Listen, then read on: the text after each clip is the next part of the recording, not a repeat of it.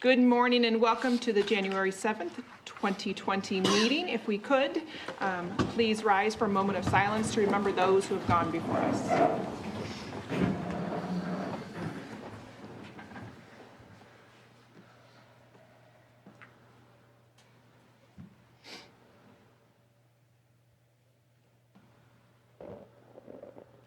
Brock, can you please lead us in the pledge? I pledge allegiance to the flag of the United States of America and to the republic for which it stands, one nation, under God, indivisible, with liberty and justice for all.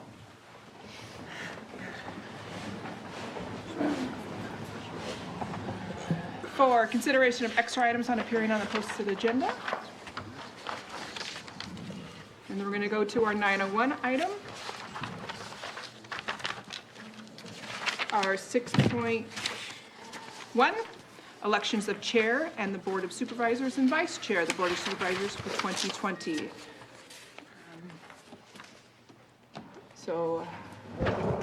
If there's any comment. Can you hang on just a second, Madam Chair? I'm hearing that the audio is echoing, Sam. Do we have an audio problem? Get a little feedback there.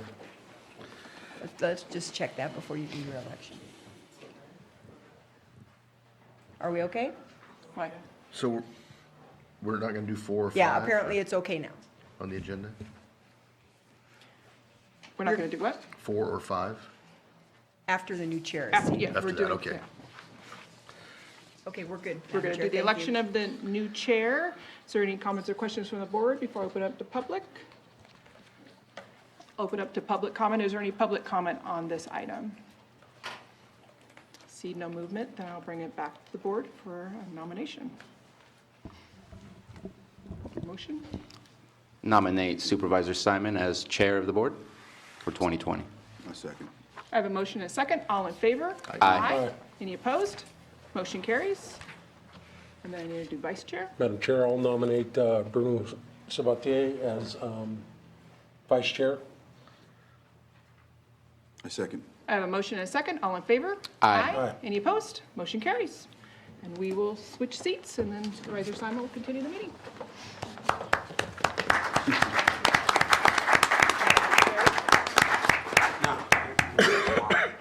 That's really tiny. Yeah, got it.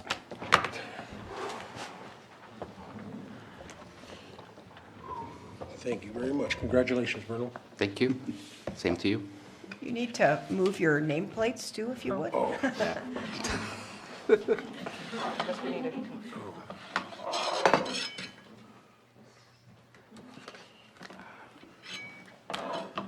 Bruno, you get that double-decker one in front of Tina. There you go.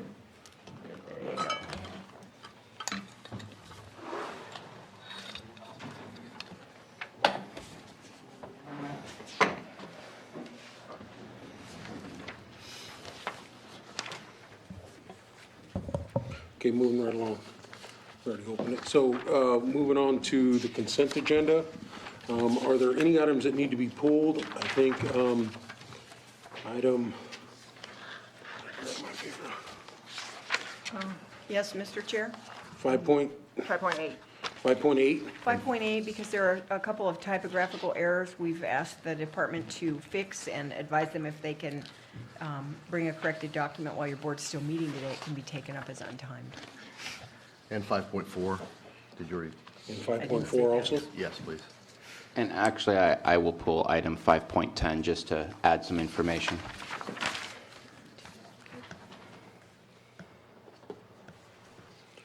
All right, from the board, are there any items that need to be pulled from the public?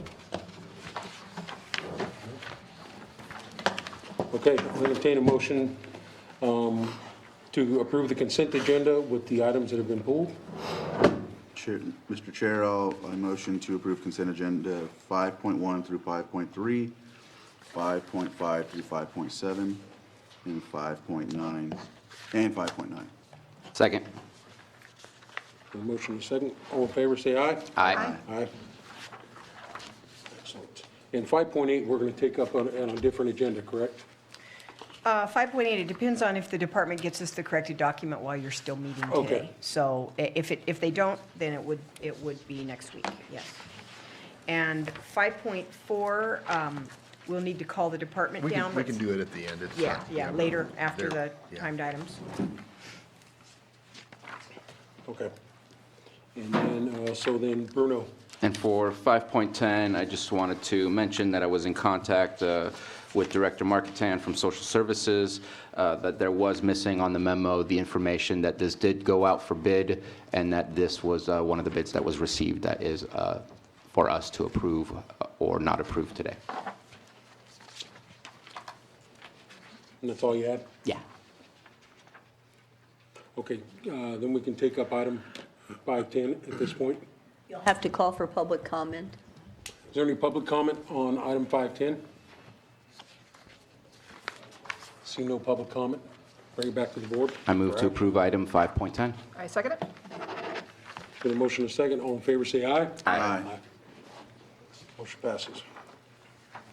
Okay, moving right along.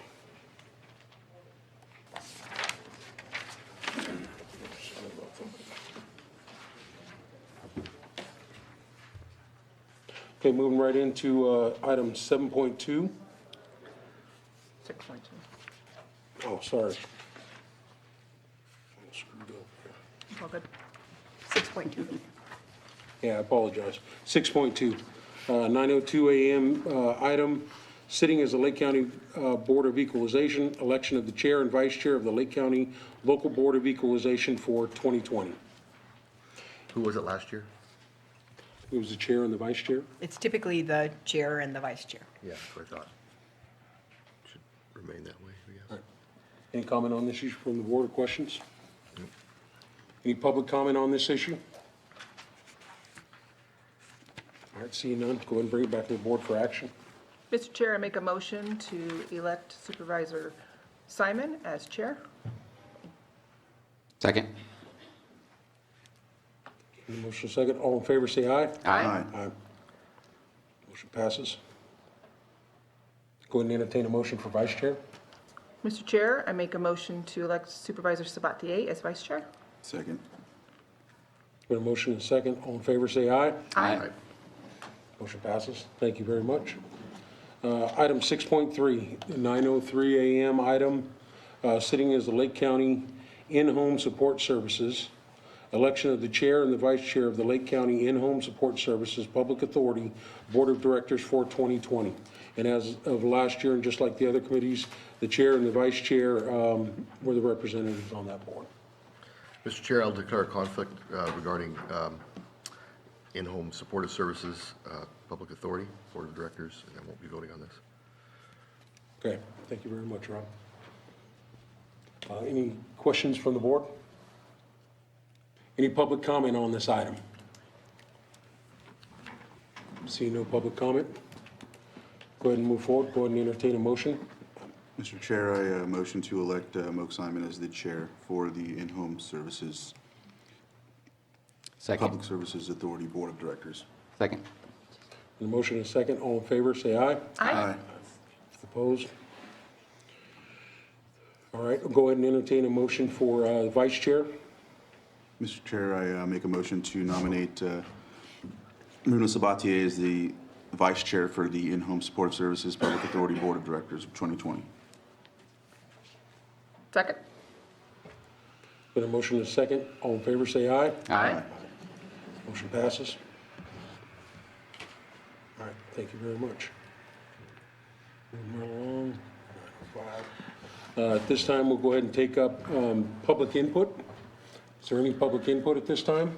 And yes, we do have one. Chris Allman, 342 Wheel Drive. Good morning, Chair and honorable board members. My statement is one that declares, my objection as a taxpayer and of course a concerned citizen. That the current and past practice of the boards, has routinely waived the formal bidding process and spent public money by simply stating in the consent agenda in many past board meetings that the purchase was not in the public interest, okay? So I want to ask, and I know you can't answer it, but how can public officials, routinely allowed to circumvent public policy in this case, in Article 10 of the Lake County Code? So I'm merely recommending that the board, as a whole, consider the required, competitive bidding on all purchases. And the key term that I'm concerned with, and I think a lot of the public is not in public interest. So I think we need to remove that and not be spending money if it's not in the public interest. So that's just my statement. Thank you very much. Thank you, Mr. Ullman. And that is the only public input that we have today that's filled out. Is there anyone else that would like to do public input? Okay.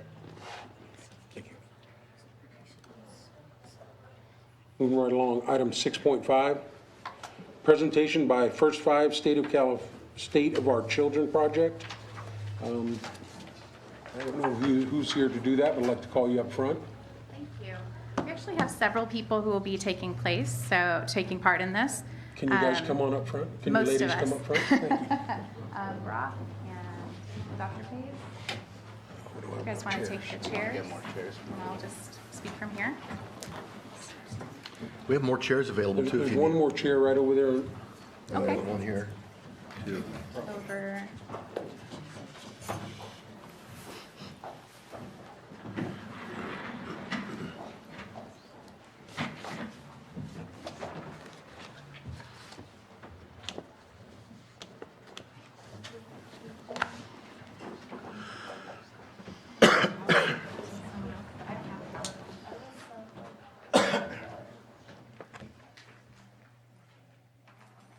Oh, they're not doing We're PowerPoint. not doing a PowerPoint.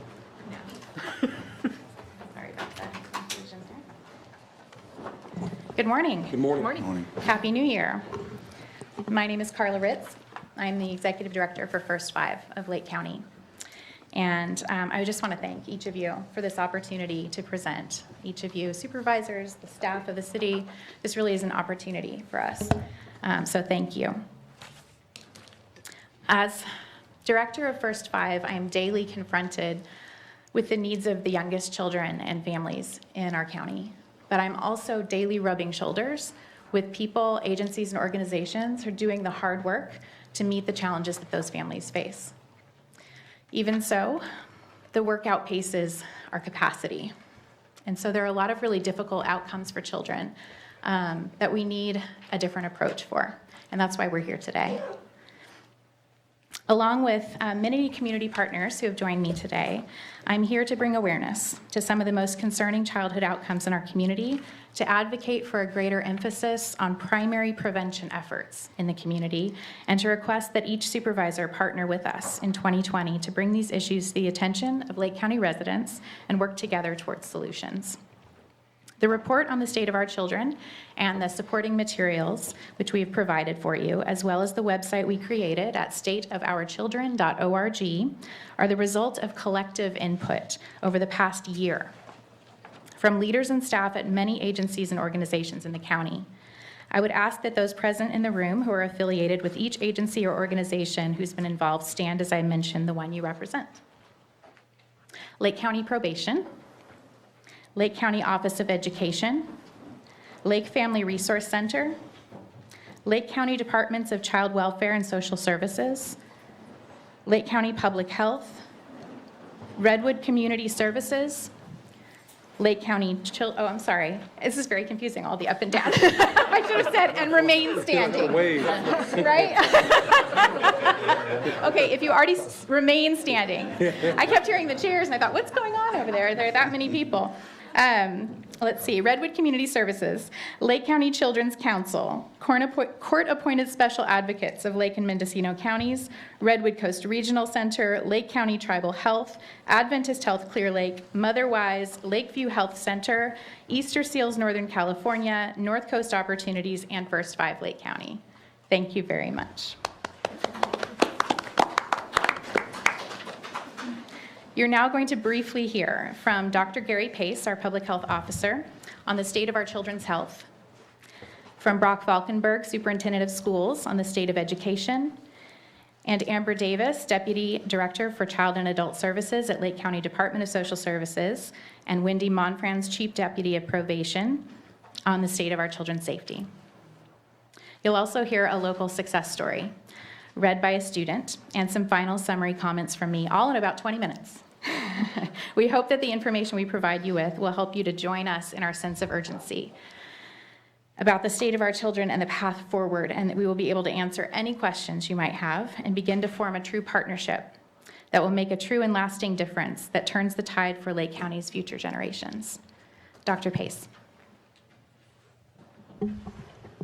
Thank you, Carla. Good morning. Supervisors, Gary Pace, Public Health Officer for the county. And I had a big written thing, but Carla said to keep it brief, so I'll spare you. Basically, when I came here from my initial interview in front of the board, Supervisor Sabatier kind of gave this provocative question. He says, we have these concerning statistics about health in our county, and why do you think that is, and what do you think we ought to do about it? And so that's kind of what I want to talk about today, is kind of how I've been thinking about that. You know, looking at the statistics and looking at all that, there's definitely some issues here in terms of health outcomes, and it seems to correlate a lot with economic issues, drug use, you know, lifestyle issues. There's a variety of things that seem to be correlating with it. As I start looking at the research that's coming out now, a lot around childhood trauma and what they're calling adverse childhood experiences, it seems to be a lot of interest and a lot of research going on now that's correlating some of this early trauma with behavior outcomes, with substance use problems, and with chronic disease. So the higher the number of what's called adverse, or ACEs, adverse childhood experiences, it correlates with poor health outcomes as well.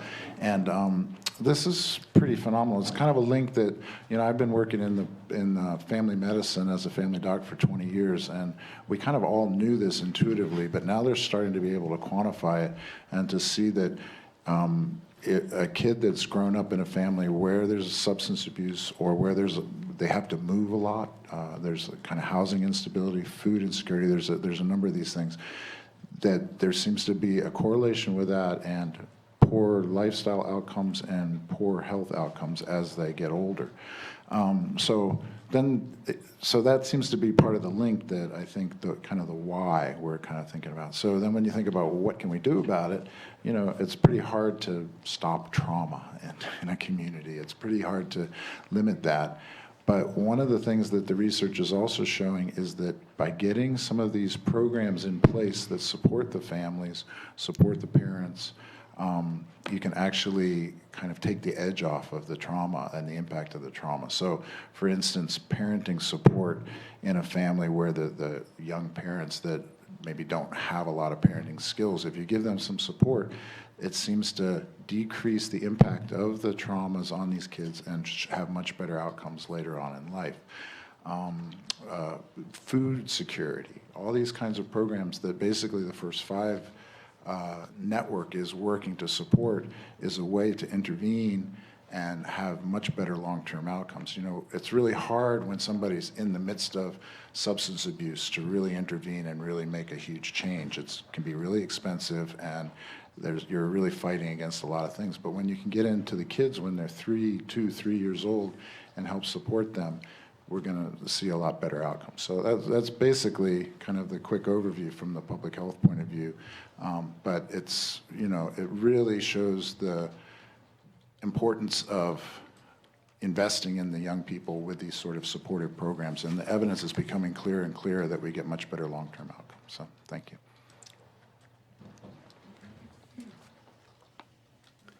Good morning, and thank you for your time.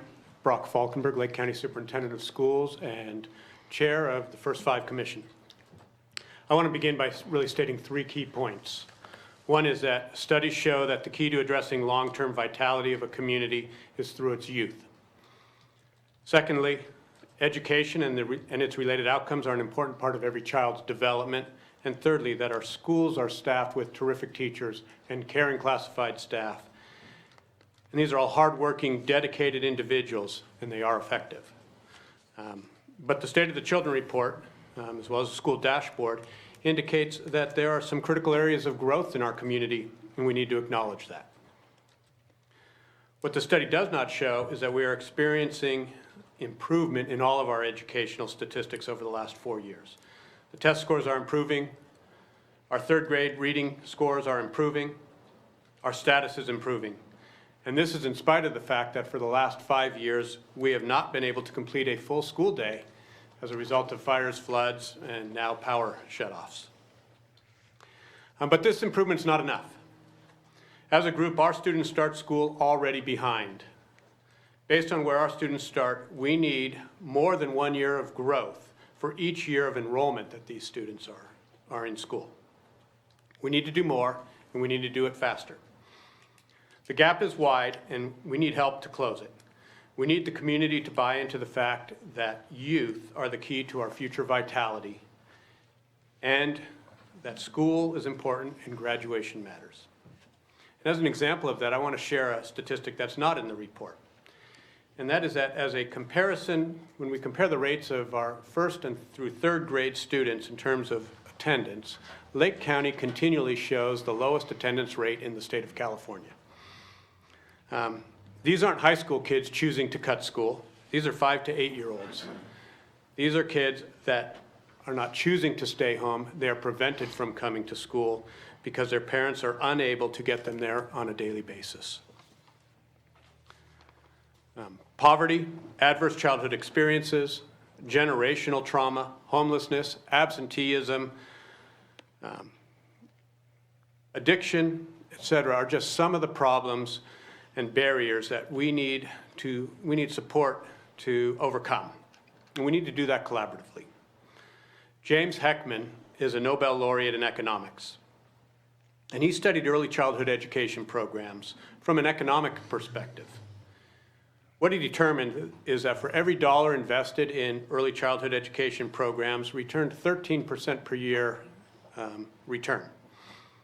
Now, if I were to play this statistic a little bit loosely and compound that over 18 years, that's a phenomenal investment in our future, and it's an investment that's not subject to the swings of our stock market.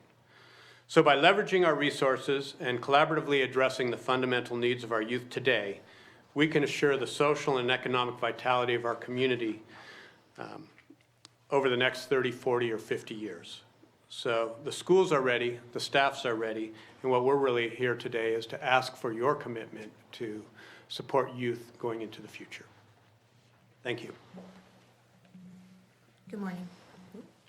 Good morning. My name is Amber Davis, and I am the Deputy Social Services Director for Child and Adult Services at Lake County Department of Social Services. And I am Wendy Monfranz, the Chief Deputy Probation Officer. Wendy and I are here today to present on safety and security of children. As mentioned earlier, ACEs are traumatic events that occur in a person's childhood. A few examples of those would be experiencing violence, abuse, neglect, or even loss of a loved one. They also include, however, aspects of the child's environment, like natural disasters, or living in a household with substance misuse or mental health issues. As the number of adverse childhood experiences increase, so do the risk of the following outcomes: depression, anxiety, alcohol and drug abuse, unsafe sex, lack of education, occupation, and income, and even behaviors that cause youth to be involved with the juvenile probation or other law enforcement agencies. In 2018, there were 925 reports of suspected child abuse or neglect. Out of those, 117 were substantiated. 77% of the substantiations were for neglect. But as a result of the 117 substantiated referrals, 73 children entered foster care through the child welfare system. Also in 2018, 336 youth were arrested by various law enforcement agencies in Lake County. 71% of the youth that were arrested were males, and 154 were placed on probation. At any one time, there is an average of 6 youth in juvenile hall in Tehama County. And of the 154 on probation, 9 of the juveniles were placed in foster care as a result of their actions and the instability in their homes. Why is it important to be aware of this data? It is important because we, as a community, can help reduce the risks of families becoming one of these statistics. It starts by understanding the effects of trauma and learning about protective factors. Protective factors are things that help strengthen families. They are about parental resilience, social connections, knowledge of parenting and child development, and concrete supports in times of need, and social emotional competence of children. These protective factors can mitigate and eliminate risk in families and communities, thereby increasing the health and well-being of children and families. They promote skills, personal characteristic, healthy relationships, and opportunities that will offset risk factors caused by ACEs. Allowing these families to be resilient and to be able to negotiate difficult circumstances which will help them fare better in school, home, work, and life. Child Welfare Services and the Probation Department are dedicated to working with the community to guide and teach families about protective factors so that we can improve their well-being and help them have a long and healthy life. We hope you will join us in this endeavor. It was important to all of these community members who joined us for the State of the Children project that we didn't just present difficult facts. We hear enough difficult facts in our community. We also wanted to show success stories. Who's beating the odds and how are they doing it? And so today we are privileged to have two students here with us to read a success story, a local success story, someone who had the odds stacked against them and is doing great. Yeah. Go ahead and introduce yourselves too. I'm Abigail Gorin, and I'm Genesis Gorin. Allison was placed in foster care at the age of 18 months. A Lake County foster family picked her up at Children's Hospital in Oakland on Christmas Eve. She was covered from head to toe with bruises and lacerations and was suffering from a concussion and a lacerated liver. She had been exposed to both drugs and alcohol in utero, and at 18 months old, her ACE score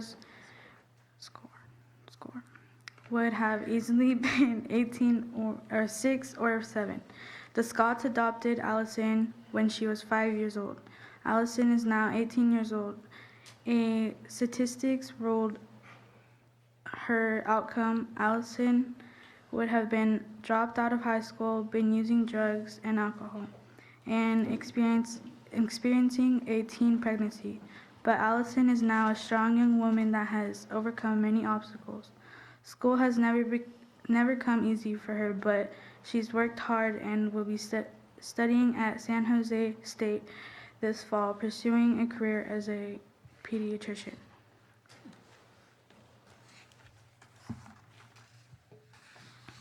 What would you tell other children and young adults in Lake County about what is most important to your success? How would you encourage them? I would tell other children and young adults in Lake County that having perseverance with anything and everything will lead to success. So see it through to the end and don't give up. I would encourage them by showing them that they can be who they want to be. Your past does not define you. It will always be a part of you, but you do not have to let it define you. Be you. What kept you from giving up when things were hard? Wanting to become a success story kept me from giving up when things were hard. I want to be a part of a narrative that inspires other people to overcome what they have gone through and not let their past define them. What are you most looking forward to as you leave for college, and what makes you feel most equipped to take this next big life step? I am looking forward to finding out how I can become involved in bettering the foster care system and being able to help or inspire other children who have gone through something similar. I feel most equipped to take this next big life step because my mother's involvement with the community here in Lake County. I hope one day to make a difference as she has. Thank you. Thank you, ladies.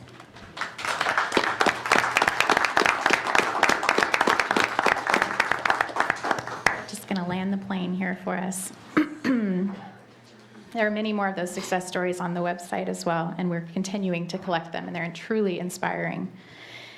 So if we were to compare Lake County to a beautiful older home in need of some repairs, it would be easy enough to identify a broken window or missing roof tiles, peeling paint, or water damage, and we could acknowledge the difficulty of trying to live daily life in a house that needs little work while rolling up our sleeves and tackling those projects one at a time as the budget allows.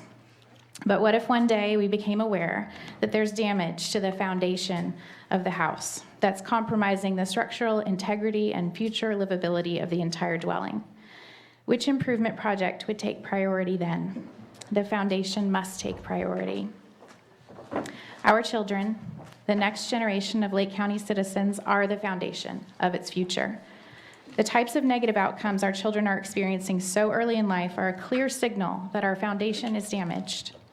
We can't afford to live in our fixer-upper and tackle our honey-do list of worthwhile community projects while ignoring or putting off the need to reinforce that foundation. The success story shared today was about one of Supervisor Scott's children. We heard how the Scott family worked together to reinforce the foundation of Allison's life, and how they did so very early in her life. And because of their early intervention and ongoing love and support, she is thriving. It is certainly the responsibility of each and every family to care for their own children and nurture them. But when you see that half of our children are entering school without the skills they need to succeed, and that our beautiful little community is outpacing the state averages in perinatal substance use, child maltreatment, youth substance use, and prevalence of poverty, you know that our foundation needs shoring up, and that it will be an all-hands-on-deck kind of a job that needs to start immediately through increased prevention efforts that keep the cracks from developing in the first place. There are 3 levels of prevention. Primary prevention involves intervening at the general population level before negative outcomes ever occur, promoting those protective factors, and decreasing or eliminating risk factors for all families. Secondary prevention targets those at highest risk for negative outcomes and proactively provides extra supports before anything happens. And tertiary prevention involves early intervention where negative outcomes have already occurred in an effort to prevent reoccurrence. There are many agencies and organizations in Lake County providing secondary and tertiary prevention services, but primary prevention is significantly lacking.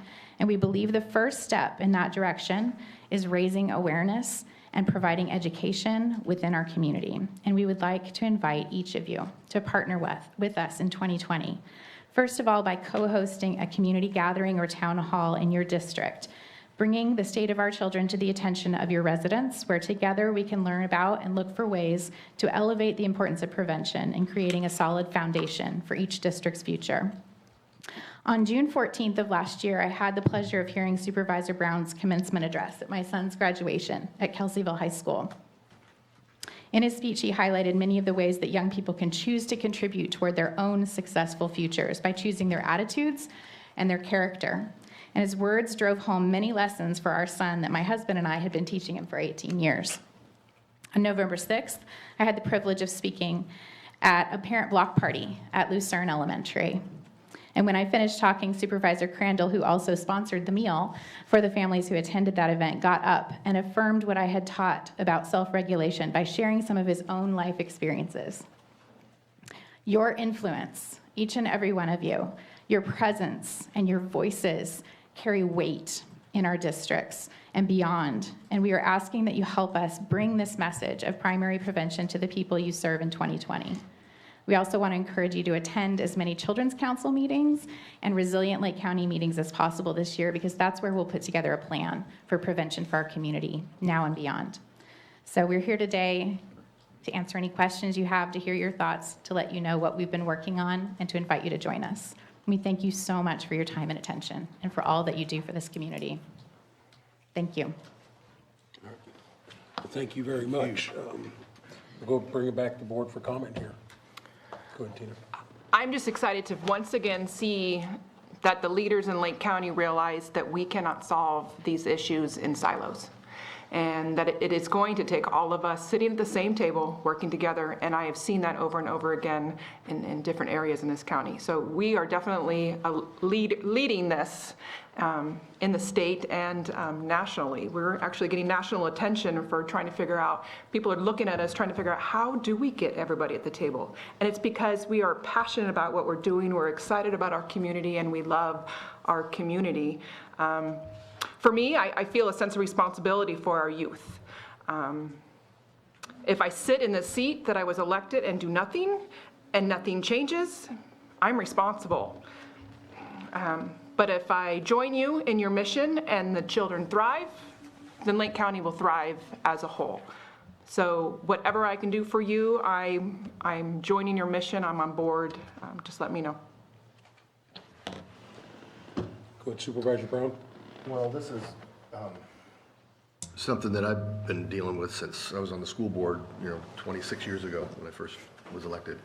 And I feel the same now about it that I do then. I appreciate what you guys are all doing. I appreciate everybody's passion towards this, but we can't forget that over the decades, the replacement of the family with the government is part of the problem. So we don't want to continue to perpetuate that problem by being the government that's going to tell the parents, we're here for you so you don't have to do your job. I used to say that my job as a school board member is to make it as difficult as possible for you as a parent to deny your own responsibility. And I still feel that way. Instead of replacing the parent, we need to make sure that parents can allow them to be parents.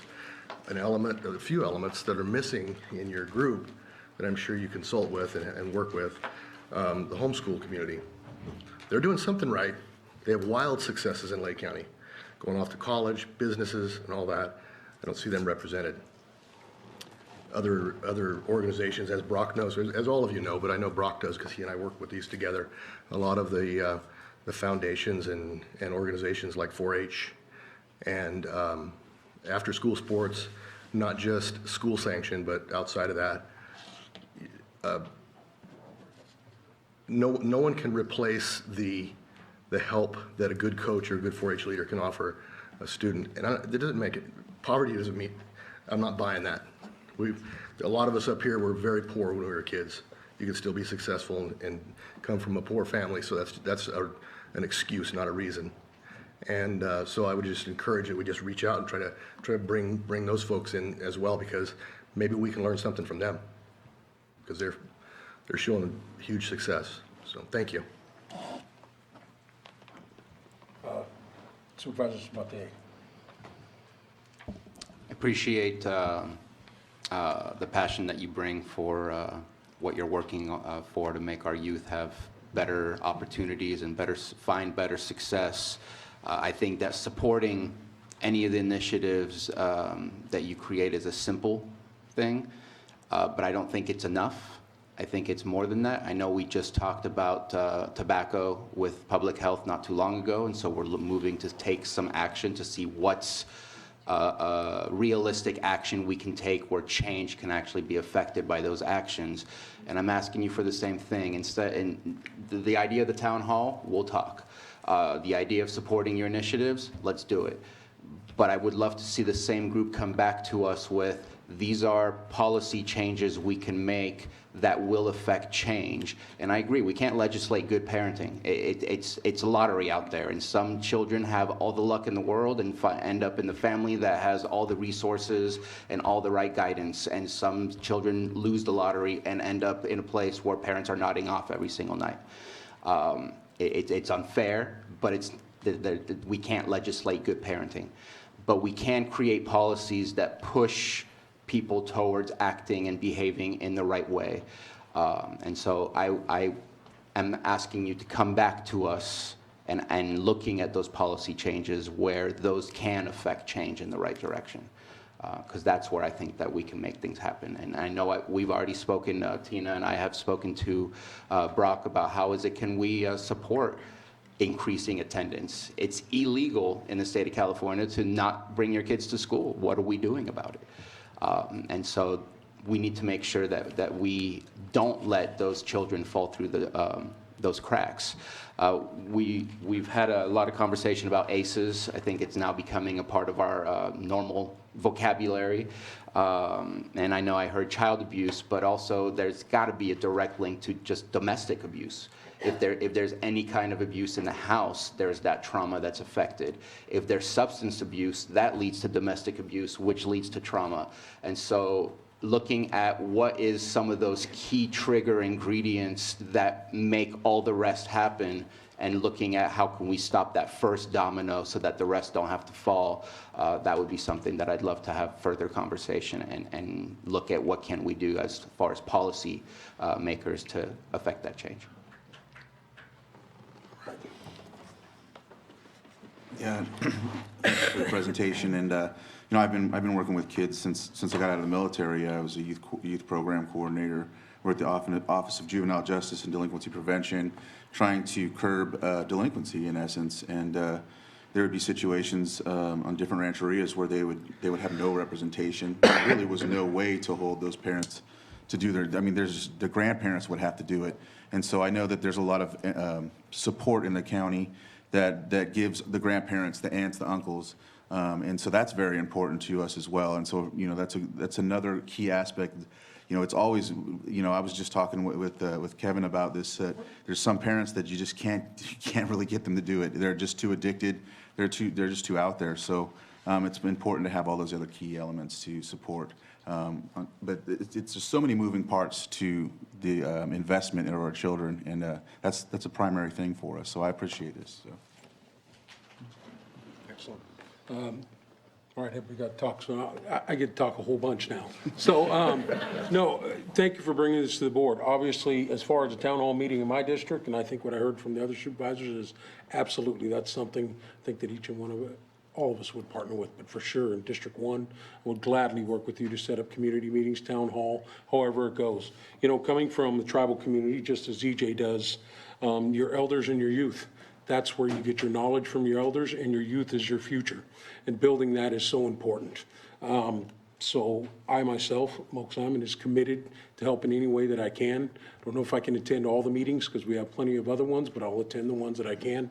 But reaching out to the community is something I always love to do. Rob hit it on. I coach kind of in a selfish way because I love the game of football, but I also I'm there to make sure that I'm educating the young men that come through the program and everything that happens. And sometimes, the reason you're there is to help the folks that really need the help. The ones that are struggling with life, and they need football more than football needs them, at least from my point of view, and we know that a lot in our communities. But I've seen the success at our tribe, what we've done with our education programs, our mental health programs, trying to do those things that weren't there when I grew up as a young man, and see how it can be positive and really set a future that's going to be really good. And it also ties into giving opportunities through economic development in the long term, a place where you're going to have an opportunity to go to work and be, secure in where you're living and your family. So my commitment as a chair of Board of Supervisors, I would be committed to make as many meetings as possible. So we're talking about the right things. All this other stuff we do with policy and setting things, great, but the next leaders are right now attending school this morning, and that's the ones that we need to be working on to better our lives. So I appreciate it. So from my point of view, here to support as much as possible. Thank you. Public comment. Any public comment? Someone's, no, there we go. I'm Joan Moss.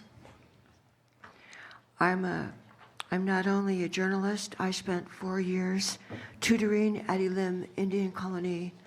I spent 2 or 3 years at Big Valley. I have connections with parents. Right now, I'm a private tutor, a private music teacher. And I specifically want to say there needs to be a way for the people at the top to listen to the people at the bottom. I know parents whose child had been bullied, and it took 4 or 5 visits to the school to get a change. They did get a change. I've heard rumors, only rumors, of vaping on the school playground. I've heard rumors of assaults by students on other students who hide in the corner to do it where there are no security cameras. This is what I hear. And they say they have written formal complaints. So there is a problem. And it's going to take a concerted effort by the people at the top to listen to the people at the bottom. Thank you. Thank you, Joan. Any other public input on this comment, or on this item? Well, thank you very much. We really appreciate you bringing this to the board. And I know it sounds like you got a great commitment from everyone.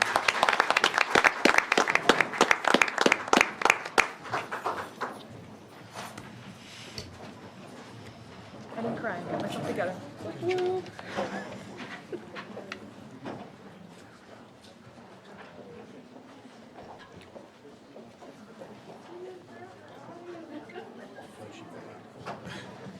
Okay, moving right along.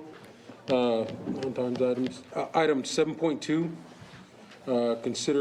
consideration of chairman's recommended 2020 committee assignments for members of the Board of Supervisors. Just to preference this item, I know that every year this is set. I know I sent out an email for everybody to review, and I think the one, unless I'm wrong, there was one discussion I think that needed to happen today about the Mental Health Advisory Board, which was an item that Supervisor Brown had brought up. Did have a little bit of discussion with him, but Rob, would you like to say anything at this point, or? Yeah, I've been on that committee in the past, and I know you're on it right now, and I think Yes. I'd like to be your alternate to that. I got out of it because I thought my energy could be better spent somewhere else. At the time, it was kind of frustrating. We were going through some directors that were, it was challenging to deal with some of the directors that we had back then. We went through a few of them. I don't feel that way now. I feel, Todd is a great director. I think he needs support, and I'd like to be on that committee for spend the last year, at least be your alternate on there, and be able to get some committee meetings going, because I have some thoughts on what we should look at that are kind of important, and so I'd like to be on that as well. Carol, do you have anything on this item? Yeah, Mr. Chair, I wanted to call to your attention that we also added Hope Rising on there at the request of Supervisor Scott, who had also suggested that the board consider establishing an alternate for that seat as well. And we didn't have one in mind because this came up after the list was circulated to you all. When does Hope Rising meet? They actually meet twice, they're scheduled twice a month. It is the second Friday morning and the third Monday afternoon.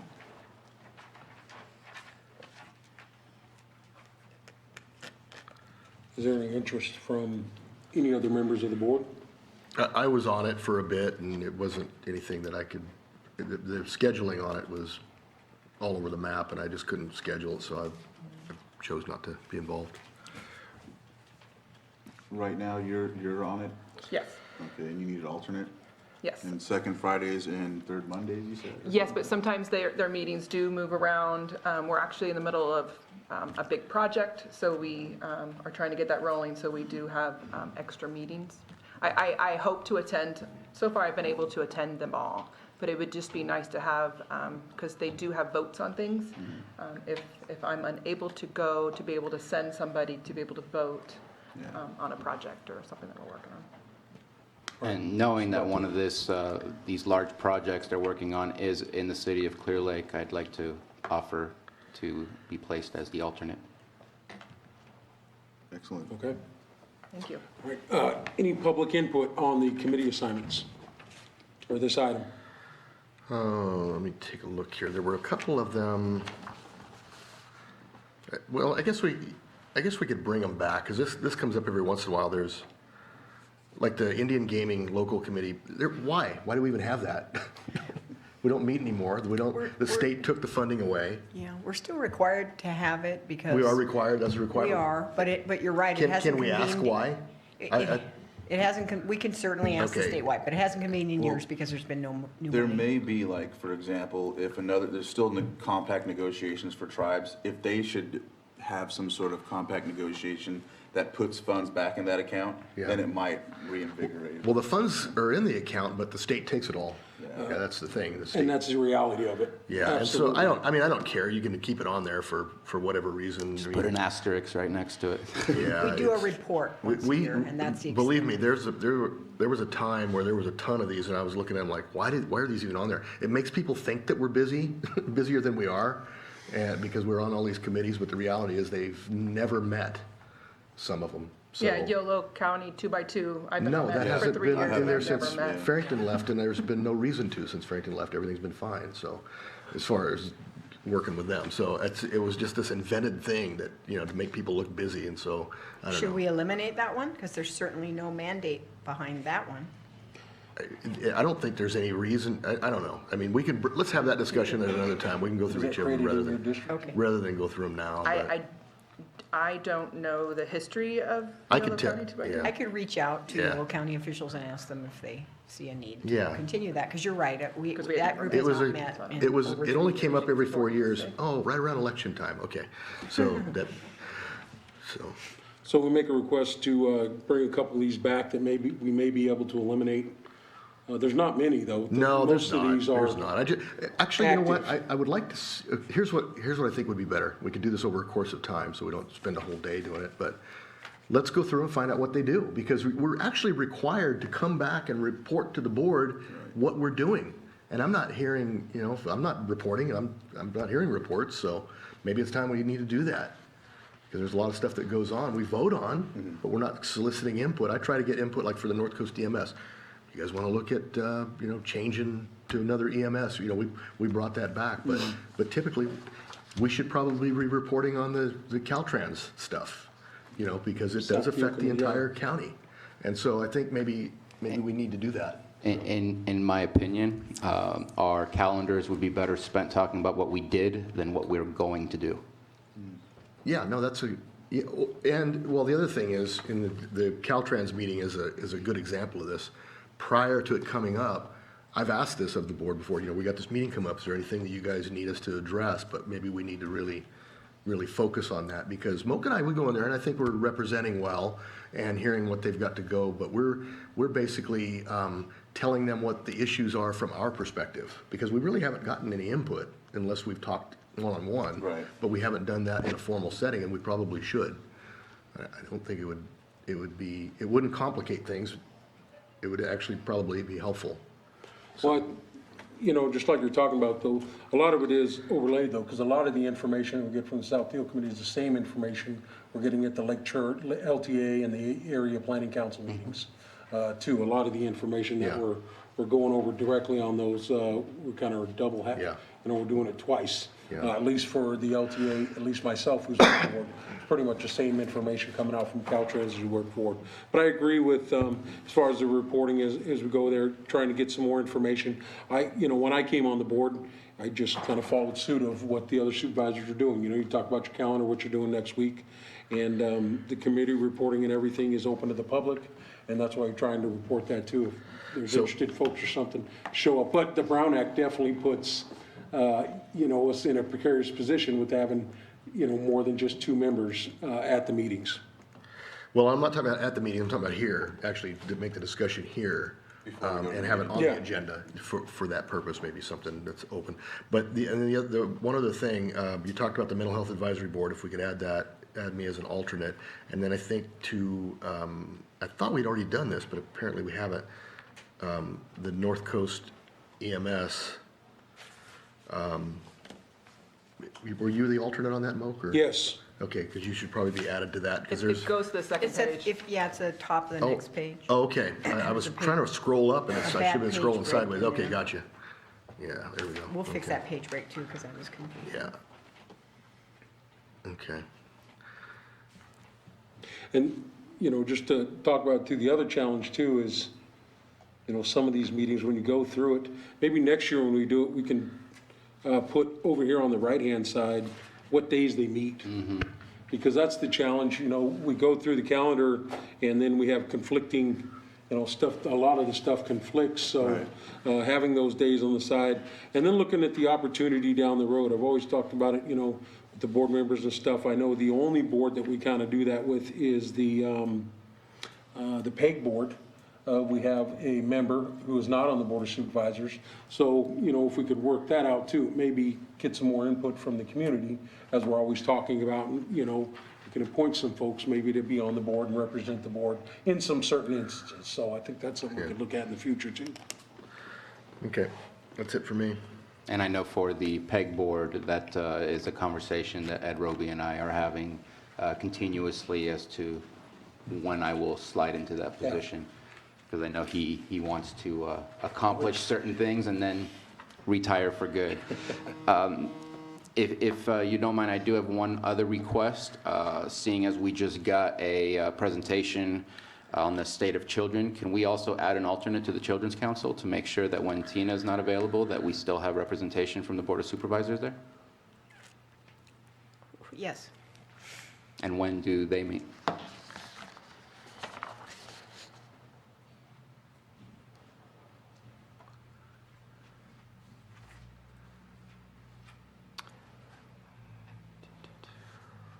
I don't have it on my calendar this month. I'll have to get back to you on that, or look it up. But you'll still we'll add an alternate. Yeah, so so I another can Go to their alternate. website, which is First Five Lake.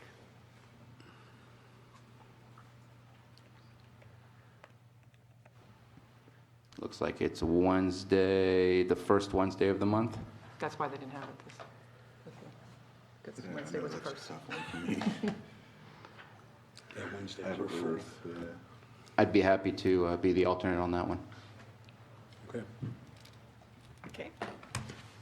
I wanted to see too, with Area Agency on Aging, I have a hard time fitting that one into my schedule. And Tina, you've recently had to be the main person there. I wanted to see if you wanted to be the lead on that. When do they normally meet? Because I think I actually had a conflict. When was their normal meeting They times? meet on, just one second here.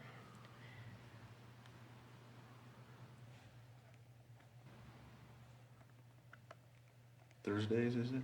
Yeah, it's like the third or fourth Thursday of the month, and it's typically at 1:30 in the afternoon, and they alternate between Lake County and Mendocino County. The Thursdays aren't so bad for me. It's when we do the special meetings. Okay. Yeah, that's what's been tough because we've had a couple pressing issues. So I mean, if you're okay, I can stay. I can stay, but Yeah. my issue is if it's the third Thursday, that's when I do the Juvenile Justice Commission at noon. Yeah, no. But if it's the Looks like fourth. most of the time it's fourth. If it's fourth, Thursday. I'm open on the fourth. Well, And I would like to stay on as your let's just stay how it is, and if we'll just Okay, touch cool. base there. Okay. Any public input on this item? All right, seeing no public input, bring it back to the board for action. Move to approve as presented with amended changes. Second. There's a motion and a second. All in favor, say aye. Aye. Aye. Opposed? All right, moving forward. Motion passes. Could we take up 5.4? Is that what you're here for?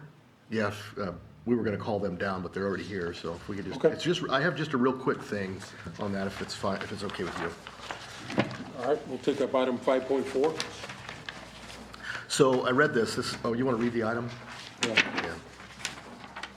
Approve code enforcement officer safety personnel protective equipment policies and procedures for body armor and pepper spray. So I read the policy, and I understand that council and it's consistent with other agencies and the association and all that, and I appreciate that. The only thing that I'm going to ask for, because I'm so concerned about the safety of the employees that, you know, that we put out there and the issues that they're dealing with, I'm just going to ask that a report be sent to us whenever an incident comes up. It's my only request. I want to know if, I know there's a provision in there to make a report if pepper spray is deployed, all that kind of stuff, but if they're getting the hair on the back of their neck raised over issues, I want to know about it. If we have to take it to another level or readdress this, I'd really like to do that, so that's all I had. Okay. I agree with that. All right. Any public input on this item? Okay. Okay. Does your board wish to add a line to the policy that states under? Well, what would you recommend, Anita? I think that'd be, You can just direct staff to make sure that they issue a report on any incident. yeah, Any confrontational incident with property owners. okay. Yeah, I'd do that. With that direction, I'd move to approve the policy. Okay. Second. Been a motion and a second. RCRC in it. So go ahead and call, all in favor, say aye. Aye. Motion passes. Thank you very much. I just made a joke because RCRC at those meetings, they're just so quick. Second. We're moving on. Well, there are 50 people in the same room. That's difficult. I don't see Scott Harder, right? Yep, he's Yep. in back. Yeah, he's in the Oh, back. there he is. All right, Scott. Well, can we go ahead and take up item 7.6? Consideration of Amendment 1 to Tower Space License Agreement between the County of Lake and the Lake County Sanitation District. And B, sitting as the Lake County Sanitation District Board of Directors, consideration of Amendment 1 to Tower Space License Agreement between the County of Lake and the Lake County Sanitation District. Welcome, Scott. Welcome, Lars. All right. Good morning, Lars Ewing, Public Services Director, joined by Scott Harder with Special Districts. As the board is aware, County of Lake owns... Microphone, put it closer to you. Just can we move it over? All right. Same back there. Okay. So as the board is aware, the county owns and operates the towers on Buckingham Peak, and we lease out tower space and facility space up there to various agencies. On the consent agenda item this morning, the board approved what last year was the board's direction to revert the fee for Lake County Community Radio back to its original 2007 amount, which had since that time been escalated through CPI and percentage increases. That was a request by Lake County Community Radio last year. Subsequent to that board direction, Supervisor Sabatier requested that I bring this item to the board's consideration to do a similar reversion for special districts, which in 2007 they entered into an agreement, Lakesan entered into an agreement with Buckingham Peak LLC, which was the successor to the County of Lake. We inherited Buckingham Peak. So at that time, it was $3,600 annually. Over time, the percentage, which in the board memo, it talks about 4%, that was actually 3%. It was one of the minority agreements that was not a 4% increase. It was 3%, which was established by Buckingham Peak LLC. I can't comment on why the varying percentages, but bottom line, the request was to do a reversion back to the original amount. I talked to Jan Coppinger, and so we're here to request that we revert it back to $3,600 annually. The only additional fees would be the utility fees as well as road maintenance fees that are included. Okay. Any comment from the board?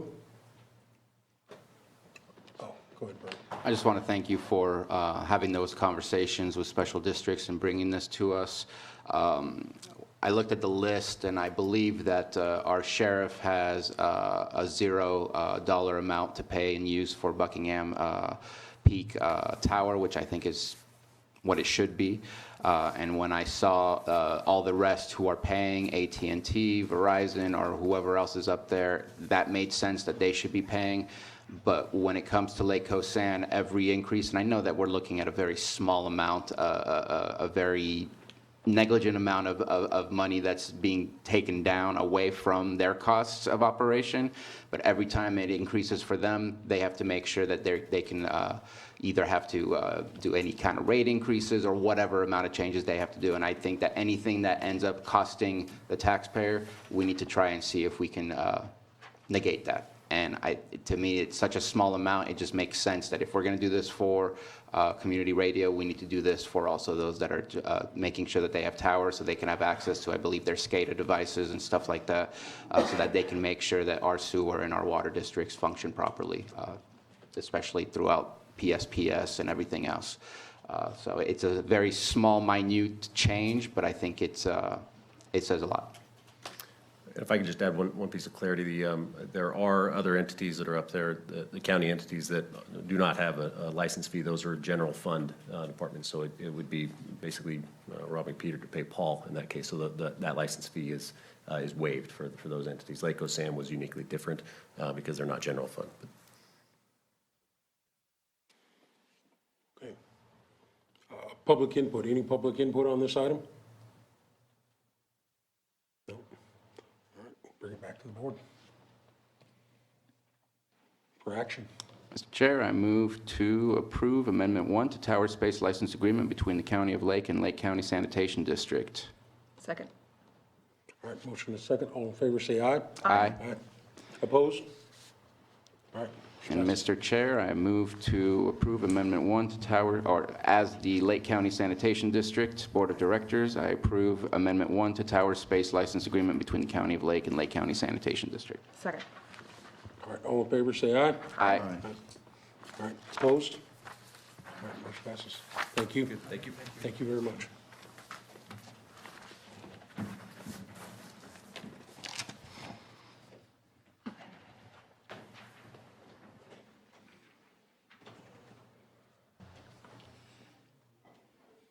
Okay, 7.3, consideration of a motion to approve the county's good faith participation in the Lake Local Agency Formation Commission's proposed process outlined in its letter dated December 4th, 2019, with respect to the City of Lakeport's application for the South Main Annexation Project. Thank you, Go ahead, Mr. Carol. Chair. As you know, LAFCO is now considering the City of Lakeport's application to annex what is commonly known as the South Main area of Lakeport. And in the course of their process, they wrote a letter to both the city and the county asking each party to take action to make known their willingness to participate in good faith in the next steps of the LAFCO process. LAFCO plans to complete its own fiscal analysis at the expense of the city. As you're probably aware, both the city and the county have fiscal analyses of their own, and LAFCO wants to do an independent one. And once that is complete, then they want to get the parties together with an independent facilitator with hope of reviewing that analysis and as it pertains to the annexation and its fiscal effects. And so what's before you today is a letter making it clear that you're willing to participate in good faith in LAFCO's process, and the city already took action to do the same. I have a quick question. Should I be recusing myself since the letter is signed by me? Since I'm the chair of LAFCO? You should have recused yourself from that. You were elected to this job, not to that one. I believe that with regard to LAFCO, you're told that you put your LAFCO hat on for that process, and LAFCO is quite a unique animal. As you know, you can have 2 board members and an alternate at one meeting, which I promise you is a oneer in Brown Act law. So at this point, I think that you're fine to take action. Just wanted to check. Thank you. It's a good question. We bring that up every time we have a LAFCO.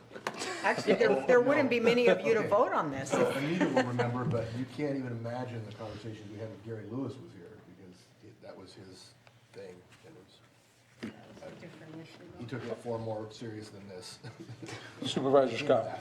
I just want to make it clear, I've received a couple phone calls about this agenda item from constituents down on the South Main area, and I want to make it very clear that if we agree to good faith participation, which I believe we've already have been in good faith talking with the City of Lakeport, this does not mean that we agree with the LAFCO application, just that we in good faith will sit down and continue our talks with the City of Lakeport.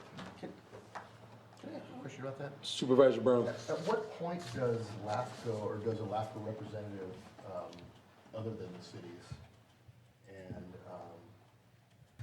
county, to have somebody in there to like moderate or at least be involved in the Well, what they're talking about in their letter is a facilitator, Yeah. an independent facilitator. Well, I saw that, but is that them? Is that somebody that they're bringing in, or?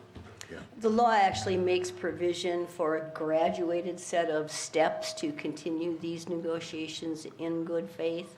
So I'm assuming from the tenor of the letter that this is kind of jumping to the next step, Okay. which is a mediation-like discussion. I could be wrong, but just, that would be my assumption. Got it, okay. I think that'd be a good idea. Okay. Supervisor Sabatier? So I'm going to speak slowly and look at Anita to see if she gives me the hook. Wait, I have to put my glasses. So this is me with my county hat, because I tried my best to keep my LAFCO hat on at the LAFCO meeting. This is not any statement on any of the contracts that were signed previously. This is a statement of there will be a neutral party to review the math used to say how we would be whole, how everything would balance out. So this is an agreement to say, let's look at your math. We don't agree necessarily with the end results of their formula that they used that was applied on their application to say that the county would be whole. It doesn't have any bearing on the contract itself. So just wanted to make sure that we're not voting on things that have already been signed in the past. We're looking at the application itself only. This is not a concession of any kind. It's a fulfillment of what is generally your obligation under the law to engage in good faith discussions. And good faith means just that you walk in with an open mind and present your case and listen to the other side. But that's not a concessionary statement at all. Okay. And, okay, I just gotta Go say ahead, this. Supervisor Brown.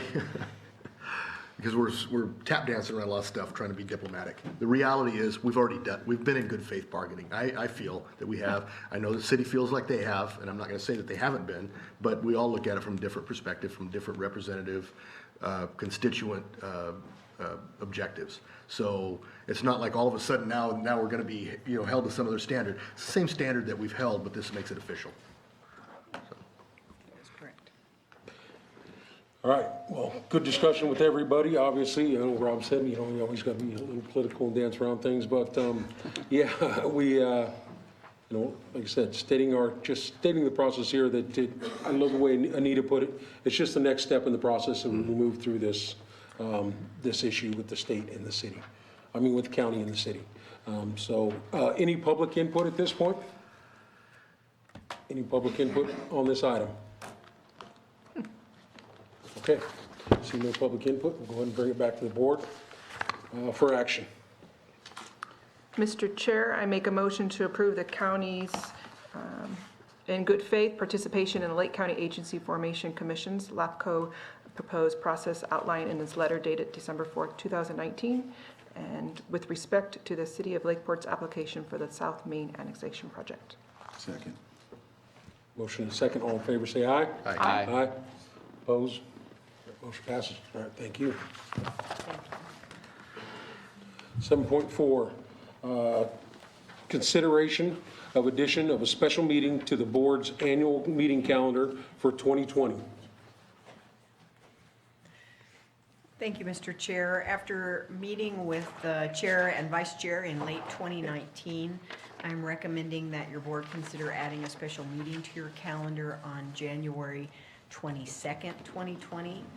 This would be a workshop, similar in some ways to the workshop you held last year with county department heads. In this case, it would focus on economic development and revenue generation as it relates to the work of all county departments. If this meets with your approval, we have reserved the Lower Lake Town Hall at 9 a.m. for that meeting.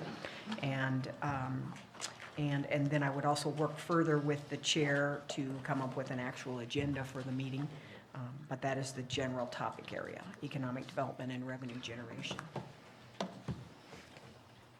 Okay, I guess I can report, yeah, absolutely. I think that, I felt that last year's board meeting that we had, when we had the CSAC gentleman come in, I can't think of his name at this point. Bill Chiat? Bill Chiat, he came in, and I thought that was a very productive meeting. It was another meeting where we had an opportunity as board members to really kind of understand where everybody's coming from and what direction we're going into the county. So I think this is a good, positive thing. And it also gives the department heads one more meeting with us to understand the vision as we move forward and understand, really hear from them how we can help them really achieve the goals that we're looking to do. So obviously I'm in favor. Go ahead and get it up for discussion here. I see Supervisor Brown. Go ahead. Yeah, I'm okay with it, but don't spring too many more of these on us because I have a countdown going. Oh, You're gonna does mess this it up. really mess that up? Yeah, no, this is okay. I was going to ask you if you would be our facilitator. No, Catch me we'll while you can. facilitate ourselves. We didn't talk about that, Carol, but No, I'm just joking. We'll facilitate It'll be the ourselves. quickest Why do you thing. think? We're Okay, gonna make more- money, everybody leave. Go make. So when I hear the words economic development, that is a very broad topic, and it's on our Vision 2028 as far as what our goals are and what our But objectives are. it's not on the agenda.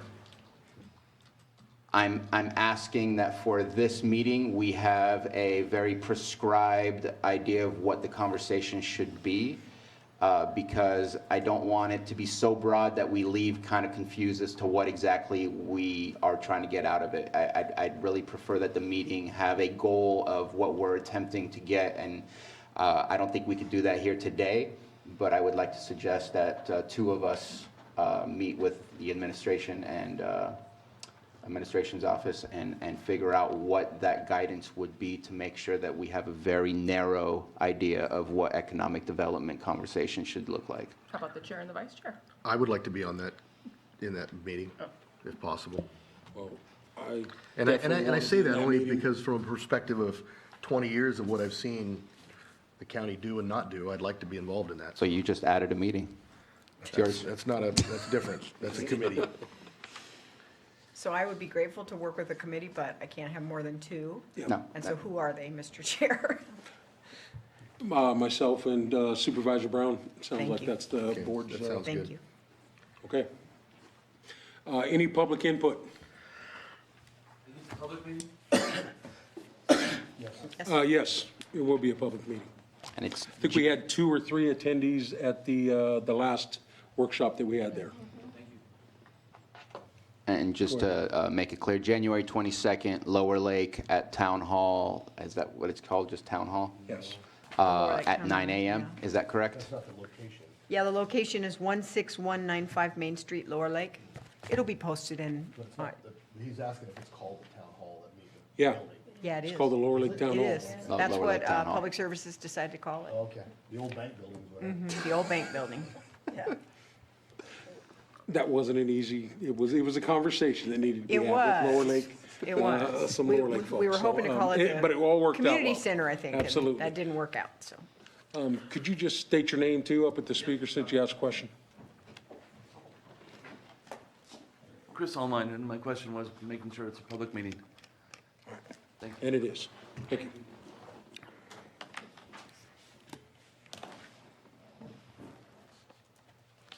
Do we take action on that? Yeah, so you need to Sorry, take Chair. action to Yeah. add the meeting to your calendar. Mr. Chair, I move to approve the special meeting to the board's annual meeting calendar for 2020, including the sub-meeting to narrow down the scope of what economic development is. Second. Okay. There's been a motion and a second. All in favor, say aye. Aye. Thank you.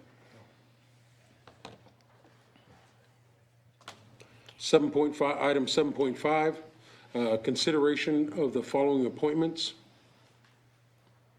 And we have the Cobb Municipal Advisory Council, Lakeport Fire Protection District Board of Directors, Lower Lake Waterworks District, 1 Board of Directors, Mental Health Board, Upper Lake Cemetery District, and the Western Region Town Hall.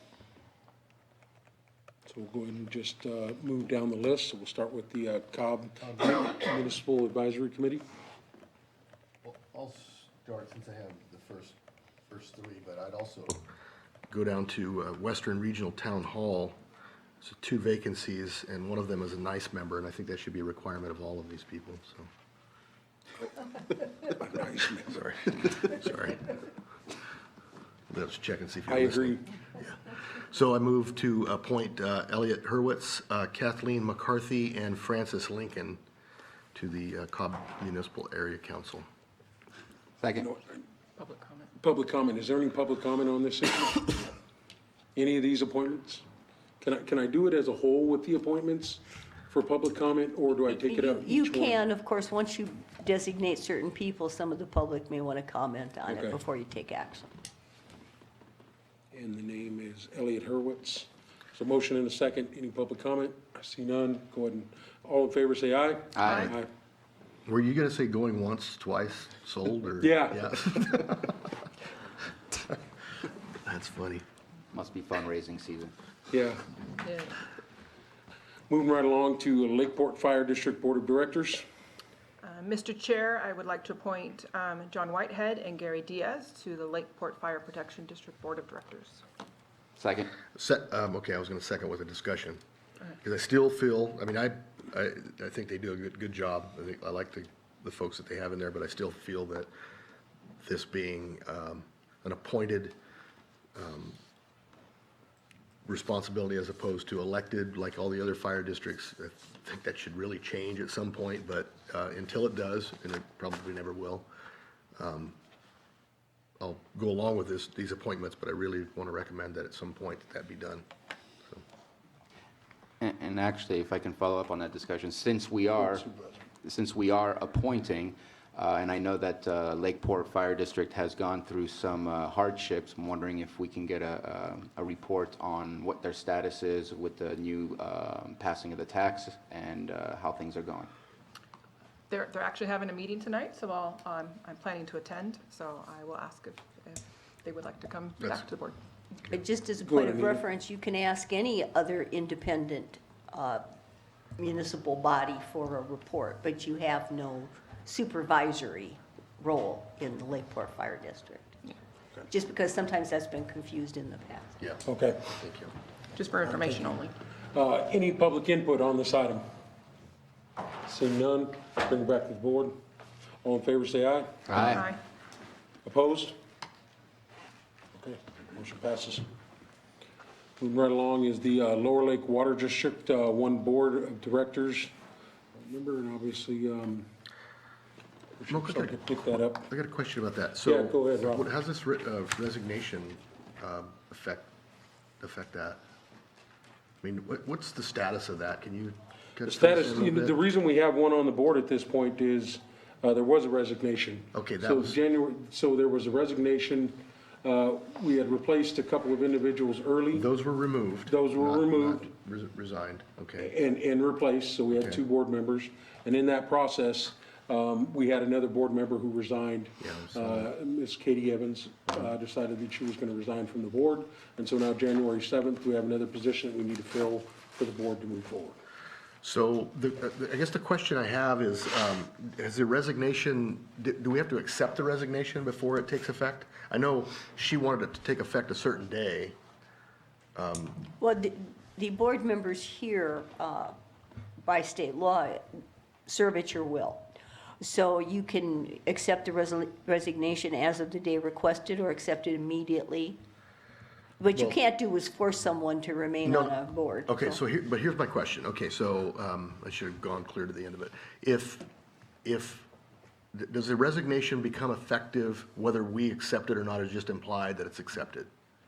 And if it is, shouldn't we advertise that there's a vacancy as opposed to just taken an application without the public being notified that there was a vacancy.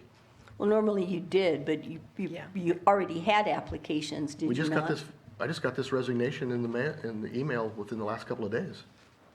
It came in before the end of the year. It came in, well, I'm not sure when you received it. Well, let me look here, because it's, what was, oh, Katie Evans, yeah. Back here. It was after the last board meeting and since this one, so I know that for sure. Yes. At the last board meeting is when the resignation happened, at the meeting. Yeah, but I didn't get it until, I don't think any of us did, except you. She said she sent it to you. She sent it to the board, as far as I know. Does anybody I know can when look that was? at- I can't seem to pull it up here real It quick. was like a day or two ago. Yeah, it was just over the weekend. It was through a round robin. Yeah.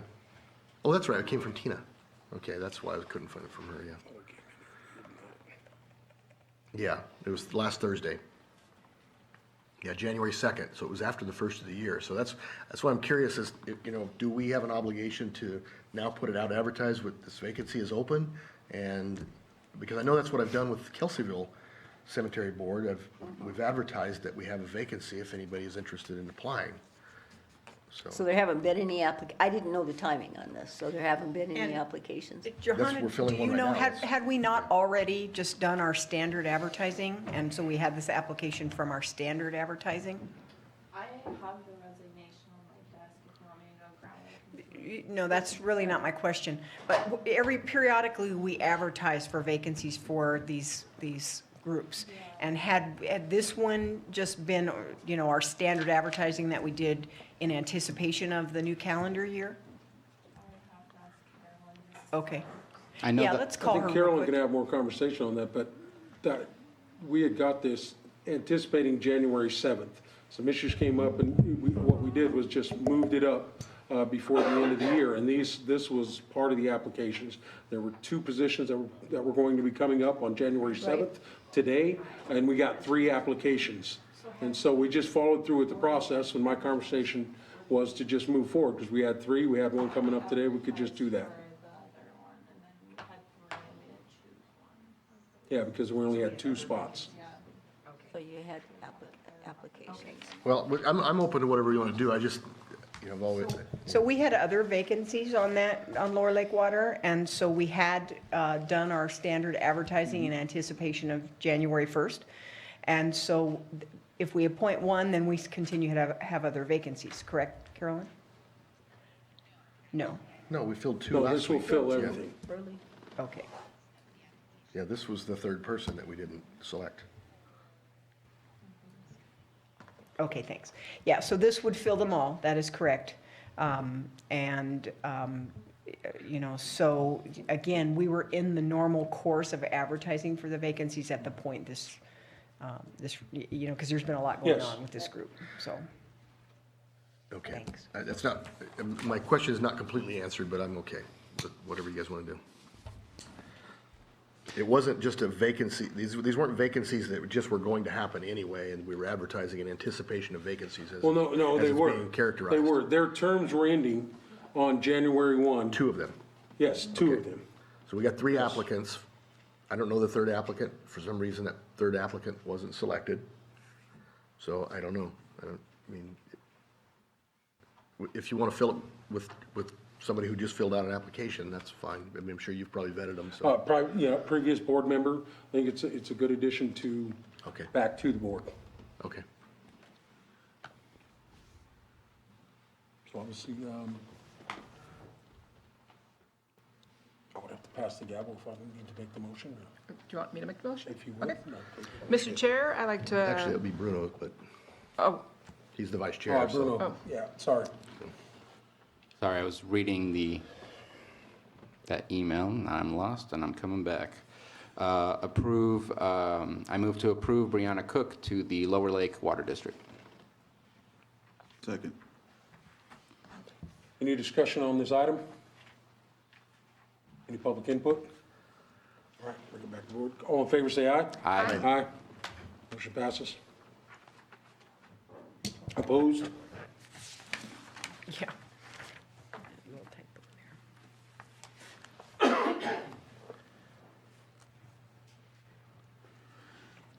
Lost my spot here, too.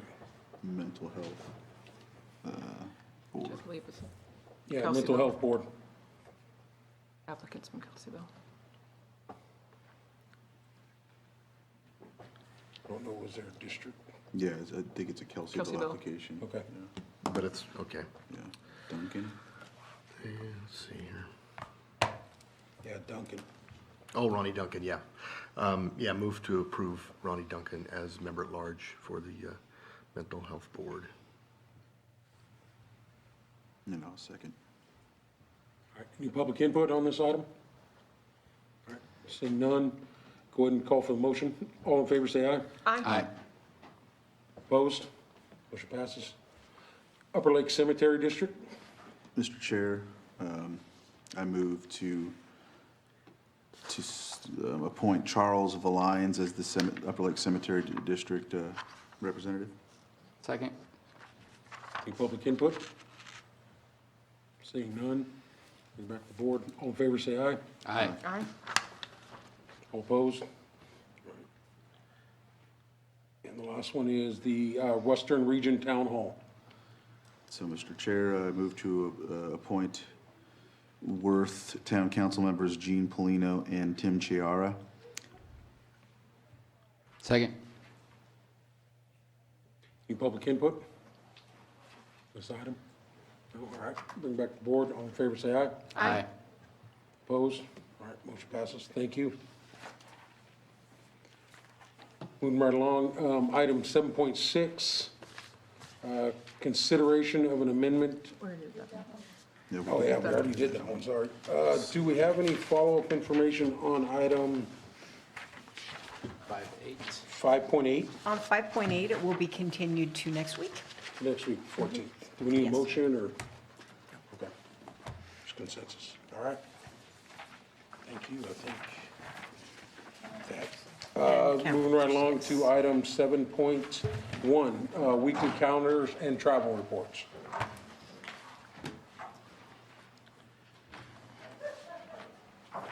Go ahead, Supervisor Smucker. Well, we'll just start that one. Tomorrow, we would have a APC meeting, but our January one is typically canceled due to the New Year's and the holidays, so we'll be continuing that in February.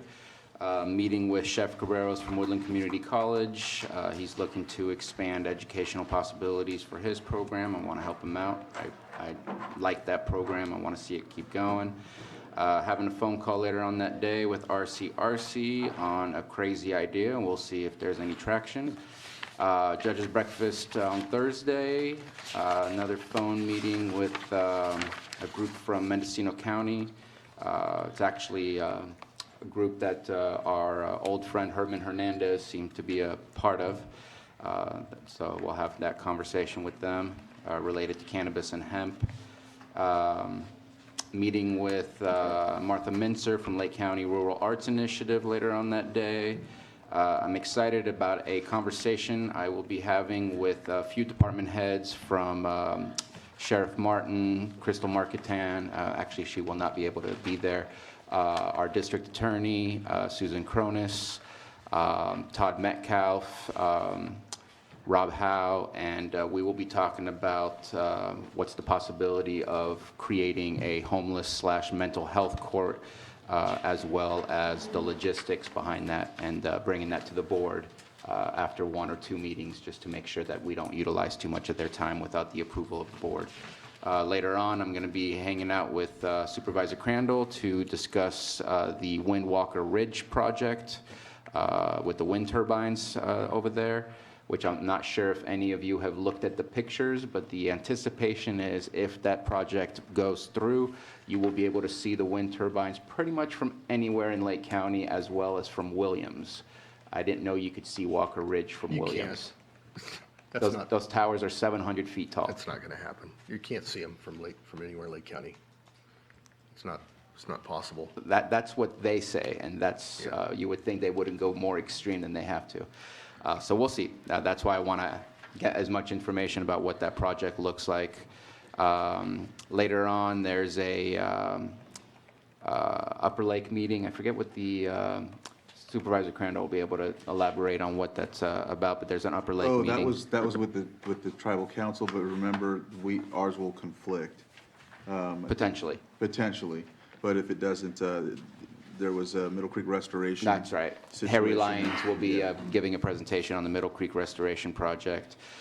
Meeting with one of the last members that I appointed to the Mental Health Advisory Board, Michael Ray, meeting with him just to kind of get an idea of what what his ideas and thoughts are and what his goals are for that. And then coming back again on Monday and getting prepared and ready and meeting with our CAO to make sure we're ready for this coming meeting on the 14th. Later on this week, I'll figure out a day, but sometime Thursday or Friday, Supervisor Simon and myself will also meet with the CAO to discuss our ad hoc committee that we have with the tax collector treasurer so that we can figure out how it's going to move forward. That's it so far for me. Supervisor Scott? I have some meeting with constituents after the meeting today, and then I will be attending the fire board meeting at 5 and the city of Lakeport's meeting at 6. Tomorrow I have a first 5 commission meeting at 2 o'clock here in Lakeport. I also have a meeting with Hope Rising at 4 at Hope Center. Maybe we can discuss if you're not. When is it? Tomorrow at 4. It's actually in Clear Lake at Hope Center. Okay. We can discuss that because I don't think I'll be able to make that because first 5 usually goes on a couple hours. On Thursday, I'm going to be attending the maternal child health meeting advisory board at 9 a.m. and then I have Stroptimus at 11:45, and then we'll be doing intake at the warming center here in Lakeport, which I will have to say it's been at capacity every evening. So we've had to put the sign up, not letting all the guests that want to come in. So we need more warming centers around the county. On Friday, I have meetings with constituents in the morning, and then Hope Rising meeting at 10. And then on the 13th, a Hope Rising meeting here in Lakeport at 8:30, and then we'll be in the office after that, and then back here on Tuesday. Okay, today, after this meeting, we'll be meeting with a constituent in Clear Lake Oaks about a situation he's having with his property. Community action planning meeting will be after that at the New Paradigm College. Wednesday, I have an earth meeting in the afternoon, but in the morning I'll be attending a funeral. Then the next meeting I have is Friday. It's a phone conference with the same, I think I'll be on the same phone conference as Bruno for the Herman Hernandez, that gentleman, and some other folks about cannabis. The wind at Walker Ridge, the wind project, I'll be on the phone call for that and potentially going to the Habimatul meeting as well. And then Monday I'll have this meeting, I'll be back here meeting with Carol for the meeting next week. That's all I have. Rob? Supervisor Brown? No, you can call me Rob. That's fine. So I have a few meetings that I want to schedule. I think you and Carol and I are going to get together maybe a little bit afterwards. Were you aware of that for the? He's not aware, but after we do agenda review, if we could touch base real quick, that would be great. Okay. Do you have a moment? Regarding Yeah, South Lake absolutely, Fire, South Lake Fire's request for the. Oh, okay, For okay. that, All and right. then maybe we can discuss the upcoming workshop stuff too. Okay. Get that all done at the same Yeah, time. yeah, I'm available, so. Okay. Then tomorrow, I have a meeting in Sacramento. I'll be attending, so I'll be out there. I'll be in the office on Thursday, meeting with a couple of department heads. I'm going to try to meet with, try to schedule something, Anita, to follow up with the discussion that we were going to have with code enforcement over use of some other tools maybe that may be available to them. I'll try to set that up with, and Jason Cox as well. Okay. And then Friday, I have an appointment in Santa Rosa, so I'll be out then. Moke, I've reached out to Todd to see if we could schedule a mental health advisory committee meeting. There hasn't been one since last April, so it's time to maybe have one. And then again, Tina, if you're still going to be on the Public Defender Oversight Committee, I'd like to get one of those set up pretty quick too, because we haven't met, we didn't meet at all last year. So, and I think In a lot of cases, those two overlap, so I think we need to deal with some of that stuff. So I'm gonna try to schedule that, and I'll check with your schedule to see how that works for you. So that's it for me. Okay, agenda review after today's meeting, and then it sounds like I got a couple more meetings to set up with Carol and Rob. Wednesday, we'll be down in my district, and everything. Got a couple of constituent meetings that need to talk about some potential appeals that may be coming up here later on. And then Thursday and Friday down in my district also. Just an update for my constituents, I'll let them know too. My office hours in Middletown for the next 60 days, won't have them there. It'll be closed because the museum, they're putting in a handicapped restroom in there. So I'll be having my office hours in Lower Lake. So Friday morning, I'll be at the Lower Lake Town Hall, and it'll continue that way for the next couple months until the construction project's done. Moving into it, and then, like I said, this week kind of have an open calendar as far as meeting with constituents. So just catching up after the first of the year and the holidays. I've got a lot of issues that need to be taken care of, and then we'll be back here next week for the meeting. And there are no closed session items. And there are no closed session items, which is, I don't know what to do with that. yeah. And so if that's it, then we're done. Did I get all the items on the agenda? Yep. I know, Yeah, taking vice chair right maybe we here. need to switch. So I'll get used to that. All right, so we'll go ahead and adjourn the meeting at 10:40. Good meeting, everyone.